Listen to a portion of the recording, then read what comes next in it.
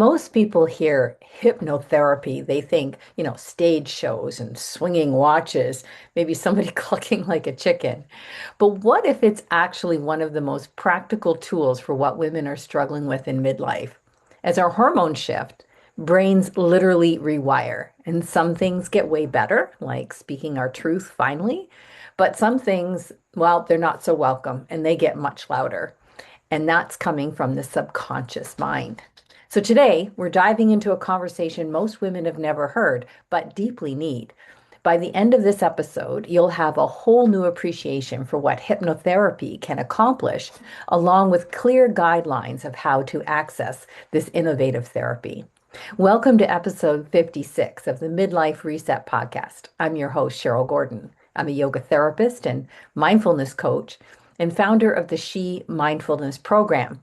I've been helping women manage their subconscious shenanigans for almost 3 decades. And my guest today is Amanda Cole. She's an award-winning accredited transformational hypnotherapist based in the UK.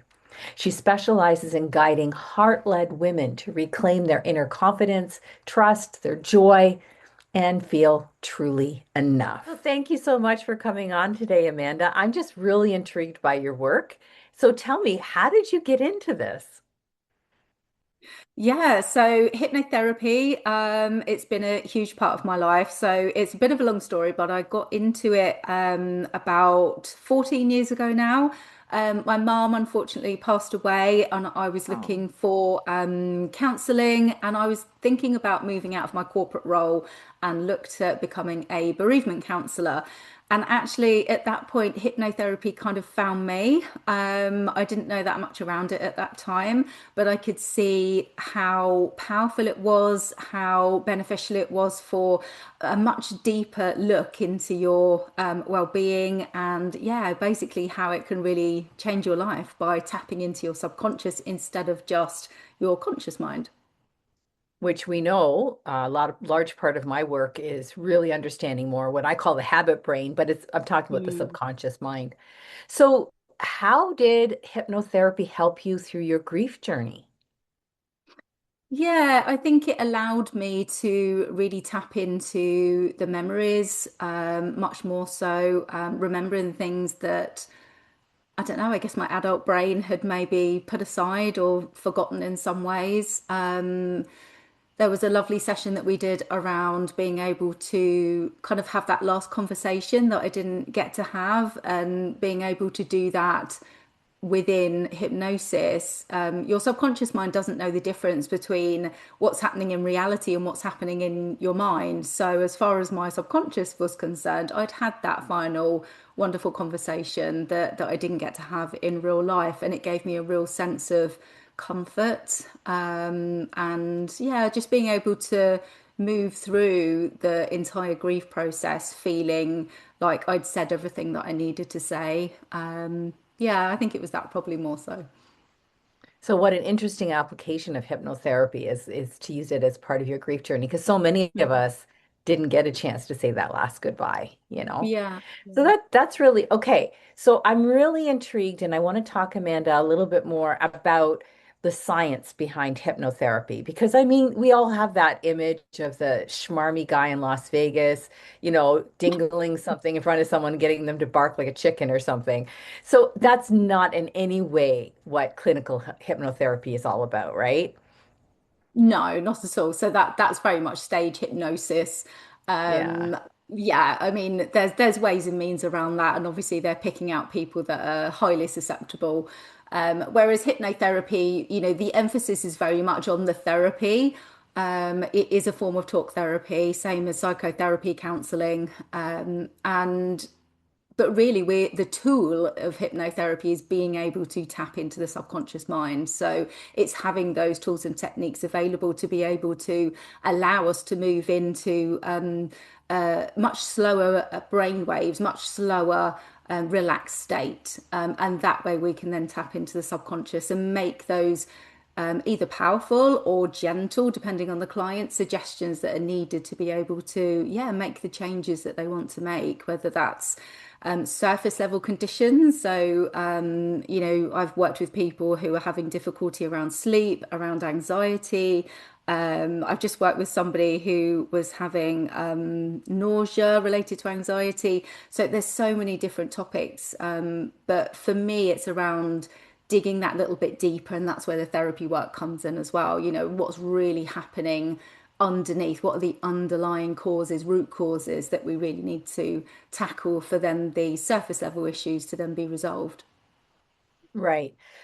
Because when you get into those root causes that you refer to, they're kind of Mm. universal, aren't they? Like they Yeah. might manifest as a sleep problem or a nausea problem, Mm. but when you get right down into it, it's kind of all universal. Yeah, yeah, definitely. And I think it is universal. I tend to work more with women, and there does seem to be a link, especially with the types of conditioning that we endure as women throughout our lifetime.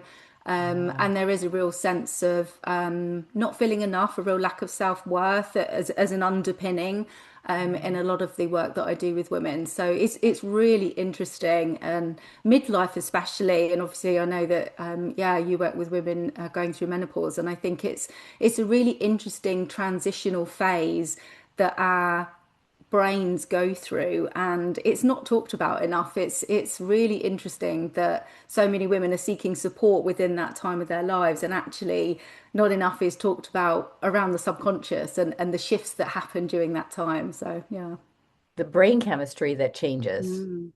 Yeah. Yeah, well, not yes. Obviously, the hormonal changes that are happening, but equally, they kind of act as a amplifier in a way for then the subconscious, because everything's heightened at that time. That sort of sensitivity, it's all heightened. So the part of the brain that regulates all of the emotions and you know, our survival instinct and memories, um, it just makes everything more activated. So whether it's the fight or flight sort of responses or emotional reactions can become more intense. And what I've been learning about over the last few years, where I'm now in midlife and transitioning through it, is old memories and kind of re-emerging maybe limiting beliefs or thoughts and perceptions about ourselves. They're starting to actually come to the surface a lot more, and that's why maybe we do feel more anxious or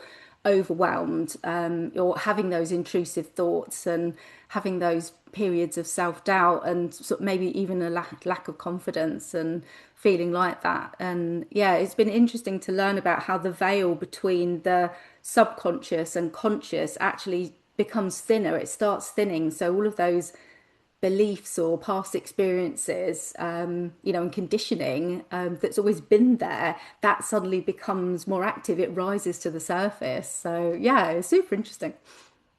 Well, there's kind of two sides to that. The first side is if you want to stick to just, strictly Western medical kind of science, the amygdala, which is our fight or flight kind of Mm. gland in the brain, it has receptors for estrogen, or because you're Mm. British, I'll say estrogen. Um, and both those receptors obviously go wanting when our Mm. hormonal levels shift so dramatically in the menopausal transition. So yes, our Mm. amygdala is more trigger happy, if you will, Mm. and will it loses some of its filters. So when stuff Mm. happens that we used to be able to handle in our 30s and maybe into our 40s, it just upsets Mm. us a lot more in midlife.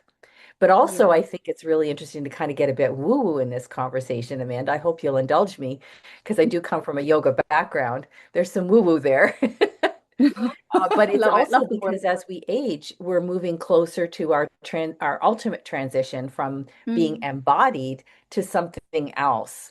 Mm. And depending on your personal belief system, you might have a name for where you go after. Um, in the yoga philosophy tradition, we really do talk about something like the soul. It's called the Atman, and it's eternal. It's not limited by this embodiment. So when this body is done, it will go on to another existence, another plane. Mm. So as we're getting older, we're losing our attachment to our corporalness, which means Mm. that veil really is starting to dissolve between what we see as logical and reality and hard Mm. materialism to things that are less tangible, less. able to pin Yeah. them down, which is Yeah, scary definitely. for us human bodies. It is. Yeah, and I think that's where that kind of loss of control comes in, and you're questioning so much more around this time of your life, and wondering, does this really matter? And do I just want a nice, peaceful existence rather than worrying about, corporate life or running a business, or, as women, especially looking after everybody else, do we want to just self-nurture? Yeah, yeah. And a lot of the ladies that I work with are sort of 45, 50 plus, and all going through similar sort of transitions, coming to me with very different kind of surface level ailments and concerns that they're looking to shift, but equally underneath, those questions are really bubbling away. Yeah. Yeah, and they're harder and harder to ignore as you go through Mm, this big transition at menopause. The mm, women that I work with in my She Mindfulness program, I think they would really be interested to know about the benefits of hypnotherapy, mm, because we are dealing with that amygdala that's overactive, and what's happening when our subconscious mind is starting to just become so much more volatile and mm, intrude in our peace so much more in midlife. We're really susceptible to coping behaviors like overeating, over drinking, over shopping, over social mm. mediaing, over Yeah, traveling, over exercising, all the yeah, different yeah. coping things that take our minds Mm, off what's going on in our bodies. So there's mm, a huge market in the midlife space for understanding our subconscious and learning tools of how to calm it. In the yoga mm, world, I have things like yoga nidra, which is kind of like a self-hypnosis in a way, restorative yoga, breath work, a lot of self-compassion meditation, like loving kindness. mm, So those are the tools that I use in the She Mindfulness program. But can you tell us, if I came to you as a client mm, and I was presenting with these midlife symptoms. I wanted to maybe not eat as much junk food, or I mm, wanted to get motivated to take better care of myself with exercise, or I needed mm. better sleep. That's a huge issue for my population. Um, what would a session look like? What would happen? Yeah, yeah, I think initially, I mean, everybody is so different, even though there are those kind of universal underlying issues, everybody is so different. So initially, I would always spend about 90 minutes just talking, asking very specific questions, and really digging down to see what those individual root causes look like, what the narratives look like, how you're perceiving yourself, how you believe others are perceiving you. And yes, of course, we come back and talk about the lack of sleep, or the emotional eating, or things like that. But equally, it's so important to, as we said earlier, get to that root issue of what's really causing, what's really driving it. And I think, especially around midlife and menopause, our subconscious is almost breaking open and asking us to kind of, look at ourselves in the mirror and, see every part of ourselves and even those hidden parts. And I quite often say to clients, is there a part of you that's been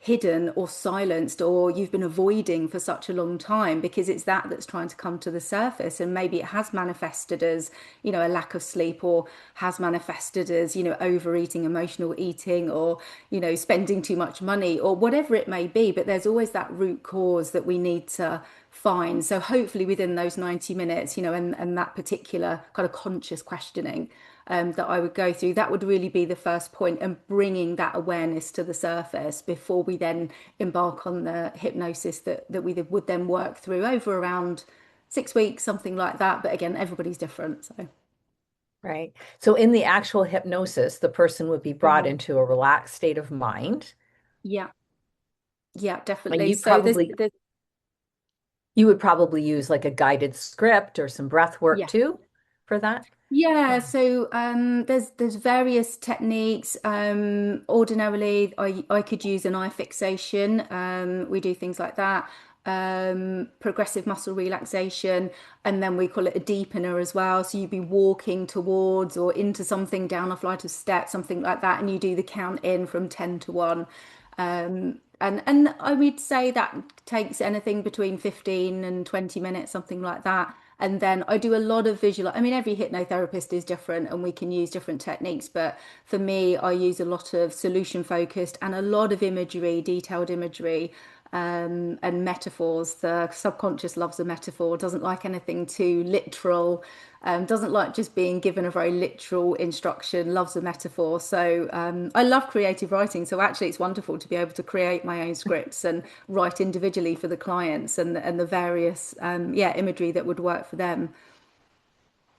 That's fascinating. So it would be in total about a 1 hour session probably to do the. Yeah, so each hypnosis would be around 50 minutes and we'd have a quick debrief at the beginning, quick 5 minutes at the end. But yeah, and Yeah. I probably it depends what the client is coming for, but I wouldn't do less than around 6 sessions just purely because stuff can come up within the hypnosis. We might have to go off on a tangent and have a look at that before we come back to kind of the yeah, loose idea of what the program was based around. But yeah, it's so fascinating what comes out and physical reactions as well. People have cried, which could be heartbreaking sometimes, but equally very physical reactions I've had. People within hypnosis, they've yeah, arms are moving or body shaking, things like that. It's really deeply powerful, and especially when I've been making very specific suggestions to the subconscious, that's when those physical manifestations will happen, and it's almost like a form of resistance. And so then it's a real tell then, and we're able to then work around that, where's this resistance coming from, and a lot of the time the subconscious is just a protective mechanism. It's trying to keep us safe. We haven't got saber-toothed tigers coming at us, but equally, not being able to break the pattern of lack of sleep or overeating can feel unsafe to us. It's a familiarity, it's a coping mechanism, and by trying to break the pattern, the subconscious is suddenly like, oh no, this doesn't feel safe, I'm not going to do it. So then we're working around that as well. So yeah, there's Yeah. it's quite yeah, intuitive, and being able to work out what's really going on. I can see how this would be just such a wonderful adjunct to the work that I do because we Mm, are we are constantly through the whole She program, we're constantly challenging the habit brain or the subconscious. mm, And like you say, the habit brain has the subconscious has three kind of motivations in life to seek pleasure, avoid pain, and keep things the same for God's sake. Because yeah. if we change something, we might not like the way things are. It might be uncomfortable, but if we change it, we could all Mm. die. We don't know Yes, what's going to happen. exactly. Yeah, So you're going to get yeah. constant pushback from your Mm, subconscious all the way through the evolutionary process. And what I really love about inviting or guiding this conscious change is that our lives are made up of change. We are mm, constantly growing and evolving and moving towards that ultimate transition when we move out of our mm, embodiment. And life is going to throw all kinds of crap at us. So the more you kind of use these tools to mm, make friends with your subconscious and understand how it works and peacefully accept the fact that it's just trying to keep you alive. It's okay. It's not mm, an enemy in your own head. The more you can work with that when the inevitable crises happen in our lives, mom passes away. I'm sorry, but you know, it yeah. happens. We just have this wonderful relationship with ourselves rather than Mm, being in fight or flight mode and constantly fighting with our subconscious. mm, We have a more peaceful coexistence. So, does yeah, that make sense? yeah, yeah, 100%. Yeah, definitely. Yeah. So if someone wanted to work with you, Amanda, how would they arrange that? Yeah, so I'm on Substack, or they can visit my website. It's just amandacolehypnotherapy.com, and I always offer a free 30-minute heart-to-heart call, just to yeah, find out what you're tackling and go from there. That sounds amazing. So a free 30-minute call with Amanda and a heart to heart. I love the way you word that. A heart to heart. That's really nice. Because I do feel as though as midlife women, some of those chemical changes that are going on have made it so that we can feel quite lonely, that we can Mm. feel not seen, or that we have to hide some of the crazy thoughts that are going on in our brains. Yeah, exactly. Yeah, The murderous rages that we don't want anybody to see because we're nice girls. exactly. But to have somebody who has a compassionate ear, who knows the right Mm. questions to ask, can be just such a valuable resource. Thank you Yeah, so much, Amanda, for taking this time today to share with us about what you do as a hypnotherapist. no problem. Been a pleasure. Thank you so much. Namaste. So glad that you're listening to this podcast. But are you ready for a bit of a deeper dive? Well, I'd love to point out the She Mindfulness program. And if you want to learn more, there's a free webinar that I have available on my website at CherylGordonYT.com. You can listen to the talk, decide if this program is for you. It's really unique. I've never seen anything quite like it, and I know it works. So check out the website. Talk soon.